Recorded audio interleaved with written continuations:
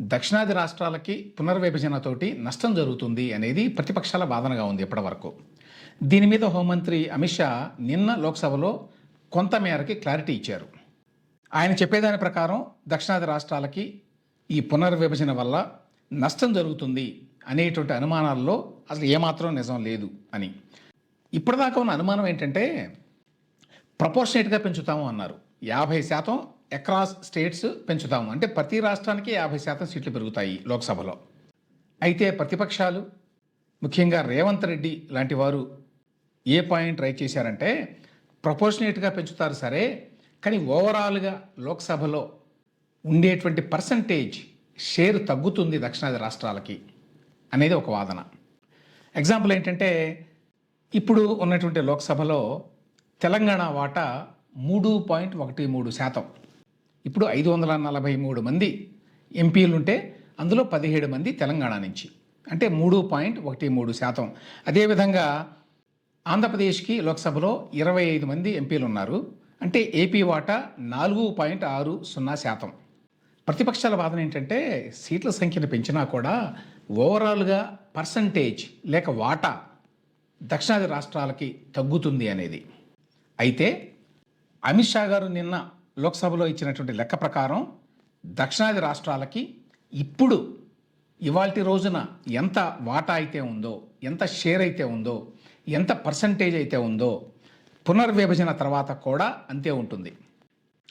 ఆయన చెప్పిన లెక్క ఏమిటి నిన్న లోక్సభలో అంటే ఆంధ్రప్రదేశ్కి ప్రస్తుతం 25 మంది ఎంపీలు ఉన్నారు. ఇది వాటాగా చూస్తే ఎంత 4.60%. ఇప్పుడు పెరిగిన తర్వాత ఎంత ఉంటుంది? 38 సీట్లు అవుతాయని చెప్తున్నారు, ఎంపీ సీట్లు. ఆ ప్రకారం 4.65%, అంటే 4.60% నుంచి వాటా 4.65%కి పెరుగుతుంది. 0.05% పెరిగిందనమాట యాక్చువల్గా. తెలంగాణకి ప్రస్తుతం 17 మంది ఎంపీలు ఉన్నారు, అంటే 3.13% షేర్ ఉంది లోక్సభలో. పెరగబోయేది 26 సీట్లకి, అంటే 3.18% వాటా ఉంటుంది తెలంగాణకి లోక్సభలో. అంటే 3.13 నుంచి 3.18%కి పెరిగింది, అంటే 0.05% యాక్చువల్గా పెరిగింది ఇప్పుడున్న దానికంటే. అదేవిధంగా తమిళనాడుకి ప్రస్తుతం 39 మంది ఎంపీలు ఉన్నారు, 7.18% వాళ్ళ షేరు. ఇవి 59కి పెరుగుతాయి ఎంపీ సీట్లు, అంటే 7.23%. దీనికి అర్థం 0.5% తమిళనాడుకు కూడా వాటా పెరుగుతుంది.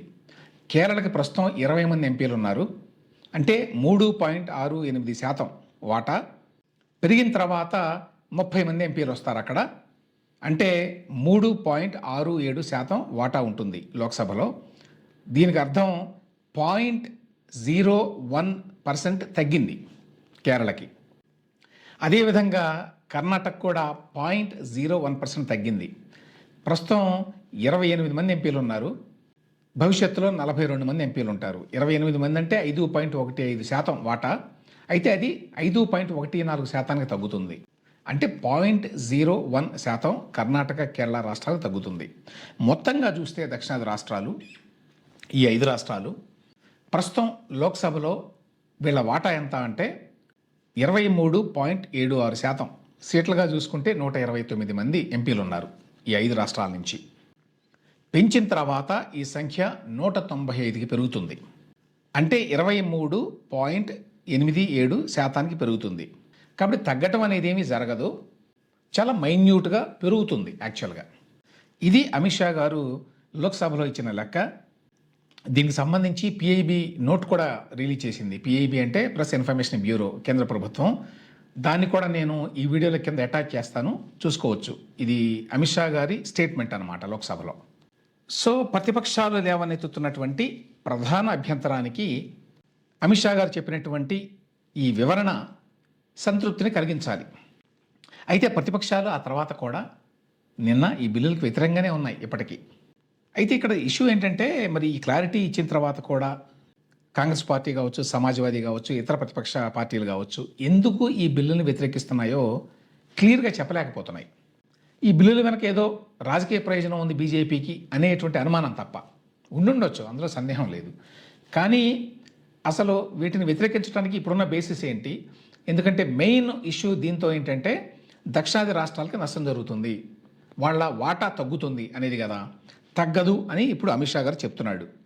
సో దక్షిణాది రాష్ట్రాల విషయంలో స్పష్టత వచ్చిన తర్వాత కూడా ఇట్లా వ్యతిరేకించడానికి కారణాలు అయితే కనిపించడం వల్ల. సో మొత్తంగా చూస్తే ప్రస్తుతం 543 సీట్లు ఉన్నాయి. వీటిని 816కి పెంచుతాము అని అమిత్ షా గారు చెప్పారు. రేవంత్ రెడ్డి గారు ఒక మాట ఏమన్నారంటే అబ్సల్యూట్ నెంబర్స్ పెరుగుతాయి, దానివల్ల అడ్వాంటేజ్ ఉంటుంది నార్త్కి అని. ఏ విధంగా అడ్వాంటేజ్ ఉంటుంది? ఎందుకంటే 816 సీట్లకి పెరిగితే సగం 408 అన్ని రాష్ట్రాలకి ఇప్పుడున్న వాటానే అప్పుడు కూడా ఉంటుంది. కాబట్టి సింపుల్ మెజారిటీ కావాలంటే 409 సీట్లు కావాలి అప్పుడు. ఇప్పుడు 543, అందువల్ల 274 సీట్లు ఇవాళ సింపుల్ మెజారిటీ కోసం లోక్సభలో కావాలి. రేపు పెంచిన తర్వాత కూడా ఇదే నిష్పత్తి కొనసాగుతుంది, ఎందుకంటే ఆయా రాష్ట్రాల వాటా అట్లానే ఉంటుంది కాబట్టి. సో అబ్సల్యూట్ నెంబర్స్ పెరిగినా ఏ రకంగా నష్టం అనే దాంట్లో కూడా క్లారిటీ లేదు. అయితే ఇక్కడ ఇష్యూ ఏంటి? డీలిమిటేషన్ అనేది సెన్సస్ మీద ఆధారపడి చేయాలి. సెన్సస్ చేస్తే ఉత్తరాది రాష్ట్రాల్లో జనాభా పెరుగుదల కనిపిస్తుంది. మనకు సూత్రం ఏంటి? ఒక మనిషి ఒక ఓటు. మరి ఆ ప్రకారం అందరికీ ఓటు హక్కు ఉంటుంది. ఆ ప్రకారం చూస్తే డీలిమిటేషన్ చేసినప్పుడు నియోజకవర్గాల ఓటర్ల సంఖ్య అటు ఇటుగా సేమ్గా ఉండాలి. దానివల్ల ఉత్తరాదిలో ఉత్తరప్రదేశ్ లాంటి రాష్ట్రాలకి సీట్లు ఇంకా పెరగాలి, ఎందుకంటే అక్కడ జనాభా పెరిగింది కాబట్టి. దక్షిణాది రాష్ట్రాల్లో జనాభా పెరుగుదల తక్కువగా ఉంది కాబట్టి ఇక్కడ తగ్గాలి. మరి ఏ బేసిస్ మీద చేస్తున్నారు ఇప్పుడు ఈ డీలిమిటేషన్ని అనేటువంటి ప్రశ్న వస్తుంది. దీని మీద అమిత్ షా గారు చెప్పింది ఏంటంటే జనాభాతో సంబంధం లేకుండా అన్ని రాష్ట్రాల్లో 50% సీట్లు పెరుగుతాయి అన్నాడు. ఏ రకంగా దీన్ని చేస్తారు? దీనివల్ల దక్షిణాది రాష్ట్రాలకి వీసమెత్తు నష్టం జరగదని చెప్పాడు ఆయన, బాగానే ఉంది అంతవరకు. కానీ ఏ విధంగా జనాభాతో సంబంధం లేకుండా డీలిమిటేషన్ చేస్తారు, దాని ఫార్ములా ఏంటి అనే విషయంలోనే క్లారిటీ లేదు. Methodology is unclear as of now. ఏపీకి ఎంత పర్సంటేజీ, తెలంగాణకి ఎంత పర్సంటేజీ అంటే ఇప్పుడున్న పర్సంటేజే దాదాపుగా మెయింటైన్ అవుతోంది అని చెప్తున్నారు. అయితే ఏ రకంగా ఈ పర్సంటేజెస్ని మెయింటైన్ చేస్తారు, ఏ ఫార్ములాను ఉపయోగించి చేస్తారు అనే విషయంలో ఇంకా క్లారిటీ ఇవ్వలేదు బీజేపీ ప్రభుత్వం. అమిత్ షా గారు నిన్న మాట్లాడినప్పుడు, లేకపోతే మోదీ గారు మాట్లాడినప్పుడు కానీ. కొన్ని ఉత్తరాది రాష్ట్రాల్లో జనాభా పెరుగుదల ఉంది. ఆ పెరిగిన జనాభాకు అనుగుణంగా వాళ్ళకి అదనంగా సీట్లు రాకుండా ఏ విధంగా మేనేజ్ చేస్తారు, దాని ఫార్ములా ఏంటి అనేది చాలా కీలకమైనటువంటి అంశం. అయితే ఇంతవరకు పబ్లిక్గా ఇది ఫార్ములా అని చెప్పి కేంద్ర ప్రభుత్వం చెప్పలా. ఆ విషయం మీద కూడా క్లారిటీ రావాల్సి ఉంది. ప్రతిపక్షాలు ఒక ప్రత్యామ్నాయాన్ని ఆఫర్ చేసినాయి. కాంగ్రెస్ పార్టీ ప్రియాంక గాంధీ గారు మాట్లాడతా ప్రస్తుతం 543 ఉన్నాయి కదా సీట్లు లోక్సభలో, అందులోనే 33% పెట్టండి అని అన్నారు. అందులోనే పెడితే 170 పైగా మహిళలకు వెళ్తాయి. ప్లస్ దేశవ్యాప్తంగా పెరిగిన జనాభాకు అనుగుణంగా ప్రతినిధులు ఉండరు.